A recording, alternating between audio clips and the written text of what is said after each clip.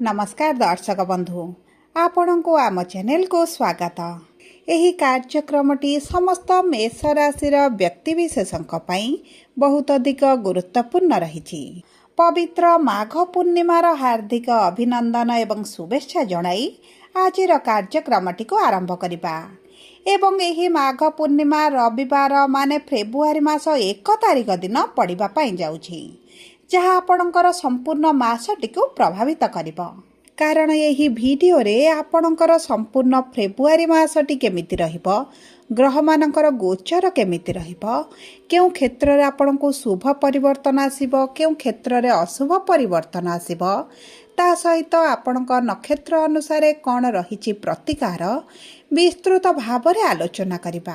जीवनर किछिटा decision नेबा पूर्वरु मासिक राशिफलटी निश्चित भाव में देखंतु, जानतु केउ क्षेत्र रे डिसिशन नेबा, केउ क्षेत्र रे आगको बढ़िबा आपणक पई शुभदायक रहिबो बा आपणक पई अशुभदायक रहिबो। तेणु करी विलंब न करी आसंतु कार्यक्रमटी को आगको बढ़ाइबा। किंतु भिडियोटी को आरंभ करने पूर्वरु जदि आपणकर भी मेष राशि होइथाए एवं आपण भी ईश्वर को आंतरिक भक्ति एवं विश्वास करती, तेबे भिडियोटी को लाइक करंतु। कमेंट बॉक्स रे जय जगन्नाथ जय माँ लक्ष्मी अवश्य लिखि दियंतु। ता सहित आम सह जोगाजोग करिबा पई वीडियोर मध्य भाग रे एक व्हाट्सएप नंबर टी दिया जाइछि, जो नंबर साहाय्य आपण आम सह जोगाजोग करी निजर नूतन कुंडली प्रस्तुत करि परिबे, कुंडली विश्लेषण कराई परिबे, किंबा आपणकर चाकरी, विवाह, व्यवसाय, प्रेम संपर्क, शिक्षा, स्वास्थ्य को नहीं किछि समस्या रहिछि ताहार सहजरे एवं स्वल्प मूल्य रे समाधान करि परिबे।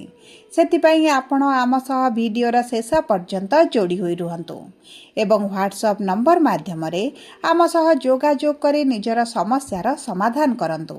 एबे आसंतु कार्यक्रमटी को आगको बढ़ाइबा एवं सर्वप्रथम जानिबा नवग्रह आपणक राशि रे केउ स्थिति रे अछंती। देखंतु गुरु आपणकर तृतीय गृह रे, केतु आपणक पंचम गृह रे, दशम गृह रे सूर्य, मंगल, बुध एवं शुक्र, एकादश गृह रे राहु एवं द्वादश गृह रे शनि विराजमान करिसंती, जेउ कारणरू सेही गृह गुड़िकरे सेमानकर प्रभाव अधिक रहिबो। तेबे सर्वप्रथमे मने रखिथांतु जे आपणकर शनिकर 7.5 प्रथम चरण चलिछि, जार प्रभाव आपण मानक उपरे निश्चित भाव में रहिबो। तेबे देखंतु बुध आपणकर एकादश गृह रे पापक्रांति योग बनाइबे, सूर्य 13 तारिख पर एकादश गृह रे ग्रहण योग बनाइबे एवं 23 तारिख रे मंगल आपणकर एकादश गृह रे अंगारक योग बनाइबे। तेणु करी यही तीनोटी योग मध्य आपणक जीवन रे किछिटा अशुभ प्रभाव पकाई पारे। तेबे सर्वप्रथमे आसंतु जानिबा किपरि रहिबा आपणकर कर्मक्षेत्र। देखंतु कर्मर गृहर स्वामी हेउछंती सूर्य, जे आपणकर दशम गृह रे कर्मर गृह रे विराजमान होइछंती, किंतु 13 फेब्रुआरी परे सूर्य आपणकर एकादश गृह को गोचर करिवे। देखंतु 13 फेब्रुआरी पूर्व जदि आपण किछि परीक्षा दियंती, इंटरव्यू दियंती, एंट्रांस दियंती किंबा किछि नूतन कार्य आरंभ करती, तेबे आपण को अति उत्तम फल प्राप्त हेबो। कारण मंगल, सूर्य, बुध, शुक्र आपणकर 4टी शुभ ग्रह कर्मर गृह रे विराजमान होइतिबारु एवं गुरुकर आपणकर एकादश गृह को लाभर गृह को दृष्टि थिबारु, भाग्यर स्वामी आपणकर सप्तम दृष्टि आपणक भाग्यर गृह को देउथिबारु आपण को अति उत्तम फल प्राप्त हेबो। नूतन कार्य आरंभ करबा मई जदि चिंता करूछन्ते, तेबे 13 फेब्रुआरी पूर्व जदि करि नियंती आपणको पई बहुत अधिक शुभदायक रहिबो। ता सहित जदि आपण सरकारी चाकरी पई परीक्षा देउछन्ती, इंटरव्यू देउछन्ती, तेबे 13 फेब्रुआरी पूर्व जदि आपणकर किछि परीक्षा थाए, तेबे सेथिरे आपणको उच्च सफलता प्राप्ति हेबो। कारण सूर्य दशम स्थान रे विराजमान कले आपणको सरकारी स्तर रे जे कोनोसी कार्य आपणकर फसिकी रहिछि किबा सरकारक संबंधित किछि कार्य करूछन्ती किबा आपणको सरकारी चाकरी पई किछि परीक्षा देउछन्ती, सेही सब क्षेत्र रे आपणको शुभ फल प्राप्ति हेबो। जदि भी आपण राजनीति करूछन्ती, सेही क्षेत्र रे मध्ये आपणको शुभ फल प्राप्ति हेबो। देखंतु दर्शक बंधु, आपणकर कर्म क्षेत्र रे आपणकर मान सम्मान वृद्धि हेबा सहित आपणको कर्म क्षेत्र रे आपण ऊर्जावान होई कार्य करिवे। आपणकर सब कार्य रे नेतृत्व नेबार मध्ये आपणको पाखरे सेही दक्षताटी बढ़िबो। एवं देखंतु आपण जदि विदेश जिबा पई चाहुतिले कर्म पई, आपणको कार्य पई आपण ट्रांसफर चाहुतिले किंबा किछि दिन पई विदेश जाय किछि कार्य करबा को चाहुछंती, तेबे अति उत्तम समय रहिछि। आपणको कर्म कर्मक्षेत्र को नहीं जदि किसी समस्या चली से मध्य आसो परिवर्तन। देखु द्वादश भाव जेहेतु विदेश गृह बोली कहुए एवं शनि विराजमान करिसेंती आपण को विदेश ग्रस्त समय किछिटा समस्या अवश्य आसीपारे किंतु आपणकर समस्या दूर हो आपणकर विदेश ग्रस्त शुभ फल प्राप्ति हेब। जदि भी आपण विदेश रे रहउचंती तेबे आपणकर सेठारे जदि किछि समस्या चलेछि कर्म क्षेत्र को नहीं सेही सब क्षेत्र रे परिवर्तन आसीबो। देखंतु जेतेबेले सूर्य आपणकर एकादश गृह को गोचर करिवे आपणक कर्म क्षेत्र रे आपणको बुझी विचारी कार्य करबाक पड़िबो कारण आपण एही समय परे जदि भी किछि अर्थ कोनोसी जगह रे इन्वेस्ट करंती तेबे सेथिरे आपणको एतटा प्रॉफिट न मिली पारे आपणकर लॉस हेबा भली मध्य परिस्थिति आपण देखि पारंती किंतु 13 तारिख पूर्वरु जदि आपण अर्थ को इन्वेस्ट करूचंती तेबे उत्तम रहिबो। आपणकर जदि पूर्वरु किछि व्यवसाय चलिछि एवं व्यवसाय रे आपणकर अति उत्तम फल चेष्टा करूचंती और आगु को बढ़ाइबा पई चाहुचंती व्यवसाय को किभଳି विस्तार करबा पई जदि चिंता करूचंती तेबे आपणक पई भल समय रहिछि आपणक व्यवसाय को आपण आगु को मध्य बढ़ाई पारंती। एबे आसंतु जानिबा किपरि रहिबा आपणकर आर्थिक स्थिति। देखंतु अर्थर गृहर स्वामी हेउचंती शुक्र जे केंद्र रे विराजमान करचंती मित्रक गृह रे विराजमान करिसंती तेणु करी आपणकर आर्थिक स्थिति संपूर्ण भाव में शुभदायक रहिबो। आपणकर जदि करज अछि आपणकर लोन चलिछि आपण विभिन्न गुडी आर्थिक परिस्थिति भितर फसी रहिचंती तेबे आपण सेतरु मुकुळि जिवे। देखंतु जदि भी आपण किछि कार्य पई लोन मध्य चाहुचंती तेबे आपण को प्राप्त होई जिवो कोनोसी ना कोनोसी सूत्ररु आपण को अर्थ निश्चित भाव में प्राप्त हेबो। तेणु करी आर्थिक स्थिति को नहीं आपणकर अधिक चिंतित हेबार आवश्यकता नाही कारण एही 2026 वर्षटी आपणकर आर्थिक स्थिति को बहुत अधिक मजबूत करिवो। एबे आसंतु जानिबा किपरि रहिबा आपणकर शिक्षा।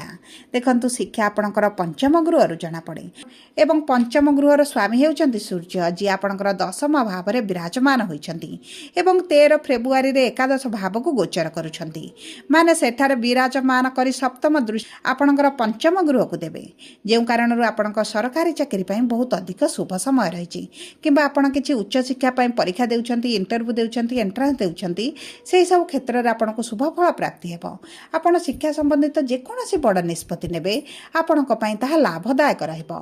ता सहित देखंतु केतु जेहेतु पंचम गृह रे अछंती आपणकर टिके कन्फ्यूजन बढ़ी पारे आपण दिग भ्रष्ट हैला बळे मध्ये अनुभव करि पारंती से दिग प्रति जदि आपण टिके ध्यान देबे तबे शिक्षा क्षेत्र आपणकर अति उत्तम रहिबो। एबे आसंतु जानिबा किपरि रहिबा आपणकर प्रेम संपर्क। देखंतु प्रेमर गृह हेउची पंचम गृह एवं केतु जेहेतु विराजमान करिसंती आपणक प्रेम संपर्क रे आपण टिके असंतोष रहिबे किछिटा झगड़ा मनमालिन्य मतभेद मध्य सृष्टि करि पारंती किंतु आपणकर जदि पंचमाधिपति एवं लग्नाधिपति रस्याधिपति को देखिबा जेहेतु आपणकर एकत्र विराजमान करिसंती एही मास रे आपणको एतेटा अशुभ फल प्राप्त हेबनी किंतु 13 फेब्रुआरी रु 23 फेब्रुआरी पर्यंत एही 10 दिन को आपणको बहुत अधिक सचेतन रहइबा पड़िबो आपणकर झगड़ा न होबा पई चेष्टा करबा पड़िबो कारण एही 10 दिनटी आपणक प्रेम संपर्क पई एतेटा शुभदायक रहिबो नाही सेति प्रति आपणको टिके दृष्टि देबाक पड़िबो। एबे आसंतु जानिबा किपरि रहिबा आपणकर संतानर जुग। देखंतु संतानर गृह मध्य पंचम गृह को कहा जाए किंतु आपणकर पंचमर गृहर स्वामी सूर्य आपणकर भल स्थिति रे अछंती भाग्यर स्वामी गुरु मध्य भल स्थिति रे अछंती आपणकर रस्याधिपति जेहेतु भल स्थिति रे रहिबे आपणको संतान प्राप्ति रे आपणको भाग्य साथ देबो किंतु केतु जेहेतु आपणकर पंचम गृह रे अछि आपणकर टिके मेडिकल ट्रीटमेंट नबाको पड़ी पारे आपणको टिके पीड़ा कष्ट मध्य संतान पई सहिबाको पड़ी पारे। एबे आसंतु जानिबा किपरि रहिबा आपणकर विवाहर जोग। देखंतु विवाहर गृहर स्वामी हेउचंती शुक्र जे मित्रक गृह रे विराजमान करछंती ता सहित केंद्र रे मध्य अछंती तेनु करी विवाह पई त आपणकर बहुत भल समय रहिछि। जदि आपणकर मन पसंदर विवाह प्रस्ताव आसुनथिला विवाह रे विलंब देखुथिले समस्या देखुथिले तेबे सेही सब समस्या गुडी आपणकर दूर होई जिवो। आपणकर विवाह होई पारे किंबा आपणकर भल विवाह प्रस्ताव आसी मध्य विवाह ठीक होई रहि पारे। जदि आपणक वैवाहिक संपर्क को देखिबा तेबे वैवाहिक संपर्क आपणकर अति उत्तम रहिबो। आपणक साथीक क्यारियर रे भल ग्रोथ आसीबो। जदि डेली इनकम करूछंती सेतिरे मध्य आपणकर बढ़ोती आसीबो तेनु करी आपणक साथीक सहित आपणक संपर्क रे कोनोसी भी विशेष समस्या देखा जाउ नाही। एबे आसंतु जानिबा किपरि रहिबा आपणकर स्वास्थ्य। देखंतु स्वास्थ्य आपणकर प्रथम गृह जणा पड़े। देखंतु मंगल आपणकर रस्याधिपति होई दशम गृह रे केंद्र रे शुभ स्थिति रे रहिछंती गुरु सूर्य मध्य आपणकर भल स्थिति रे अछंती किंतु शनि जेहेतु तृतीय दृष्टि द्वितीय गृह को देउछंती आपणकर गला पाटी दांत खास ठंडा इन्फेक्शन भली समस्याटी देखा दे पारे। विशेष भाव ଭାବରେ ଆପଣଙ୍କର ଚର୍ମ ସମସ୍ୟା ମଧ୍ୟ ଦେଖାଦେଇପାରେ। କାରଣ 4 ଫେବୃଆରୀ ପରେ ବୁଧ ଆପଣଙ୍କର ଏକାଦଶ ଗୃହକୁ ଗୋଚର କରୁଥିବାରୁ ରାହୁଙ୍କ ସହିତ ରହିବେ ମାନେ ପାପକର୍ତ୍ରୀ ଯୋଗ ବନାଉଛନ୍ତି। ସେଥିପାଇଁ ଆପଣଙ୍କର ସ୍କିନ୍କୁ ଅଧିକ ଧ୍ୟାନ ଦେବାକୁ ପଡ଼ିବ।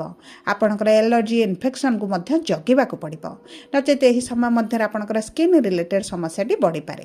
ସବୁ ପରେ ଅଶୁଭତ୍ୱକୁ ଦୂର କରିବା ପାଇଁ, ଶୁଭାଶୁଭ ଫଳକୁ ବୃଦ୍ଧି କରିବା ପାଇଁ ଅଶ୍ୱିନୀ ମେଷ ରାଶିର ବ୍ୟକ୍ତିମାନେ ଆପଣ ପ୍ରତିଦିନ ହନୁମାନ ଚାଳିଶା ପାଠ କରିବା ସହିତ ପ୍ରଭୁ ଗଣେଶଙ୍କର ପୂଜାର୍ଚ୍ଚନା କରନ୍ତୁ। ପ୍ରାତଃ ସମୟରେ ସୂର୍ଯ୍ୟଙ୍କୁ ଜଳ ଅର୍ପଣ କରନ୍ତୁ ଏବଂ ଶନିଙ୍କର ବୀଜ ମନ୍ତ୍ର 108 ଥର ପାଠ କରନ୍ତୁ।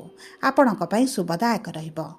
ଦ୍ୱିଜା ମେଷ ରାଶିର ବ୍ୟକ୍ତିମାନଙ୍କର ନକ୍ଷତ୍ରାଧିପତି ଶୁକ୍ର ହୋଇଥିବାରୁ ଆପଣ ପ୍ରତିଦିନ ସୂର୍ଯ୍ୟଙ୍କୁ ଜଳ ଅର୍ପଣ କରିବା ସହିତ ଶୁକ୍ରଙ୍କର ବୀଜ ମନ୍ତ୍ର 108 ଥର ପାଠ କରନ୍ତୁ। ଆପଣ ବାମ ହାତର ପାପୁଲିରେ କିଛିଟା ଅତର ଲଗାଇ ଯେକୌଣସି ଶୁଭ କାର୍ଯ୍ୟରେ ବାହାରକୁ ଗଲେ ଆପଣଙ୍କୁ ଶୁଭ ଫଳ ପ୍ରାପ୍ତି ହେବ। ତା ସହିତ ଗାଈମାନଙ୍କୁ କିଛି ଯଦି ଆପଣ ଖାଦ୍ୟ ଦିଅନ୍ତି, ଚାରା ଖାଇବା ପାଇଁ ଦିଅନ୍ତି, ଆପଣଙ୍କ ପାଇଁ ଅତି ଉତ୍ତମ ରହିବ। ଏବେ ଆସନ୍ତୁ ଜାଣିବା କୃତ୍ତିକା ମେଷ ବା 3/1 ମେଷ ରାଶିର ବ୍ୟକ୍ତିବିଶେଷଙ୍କର ନକ୍ଷତ୍ରାଧିପତି ହେଉଛନ୍ତି ସୂର୍ଯ୍ୟ। ଆପଣ ପ୍ରତିଦିନ ସୂର୍ଯ୍ୟଙ୍କୁ ଜଳ ଅର୍ପଣ କରନ୍ତୁ ଏବଂ ଶନିଙ୍କର ବୀଜ ମନ୍ତ୍ର ସନ୍ଧ୍ୟା ସମୟରେ ପାଠ କରନ୍ତୁ। ହୃଦୟ ଆଦିତ୍ୟ ସ୍ରୋତ ପାଠ କରନ୍ତୁ। ଏହା ଆପଣଙ୍କ ପାଇଁ ଅତି ଶୁଭଦାୟକ ରହିବ। ଯଦି ଆପଣଙ୍କର ମେଷ ରାଶି ହୋଇଥାଏ, ଭିଡ଼ିଓଟି କିଭଳି ଲାଗିଲା କମେଣ୍ଟ ବକ୍ସରେ ଲେଖି ଜଣାନ୍ତୁ। ଯଦି ଆପଣଙ୍କ ପ୍ରିୟଜନଙ୍କର ମେଷ ରାଶି ହୋଇଥାଏ, ଭିଡ଼ିଓଟି ତାଙ୍କ ସହିତ ସେୟାର କରନ୍ତୁ। ଯଦି ପ୍ରଥମ ଥର ଆମ ଚ୍ୟାନେଲକୁ ଆସିଛନ୍ତି, ଚ୍ୟାନେଲଟିକୁ ସବସ୍କ୍ରାଇବ୍ କରନ୍ତୁ। ଧନ୍ୟବାଦ।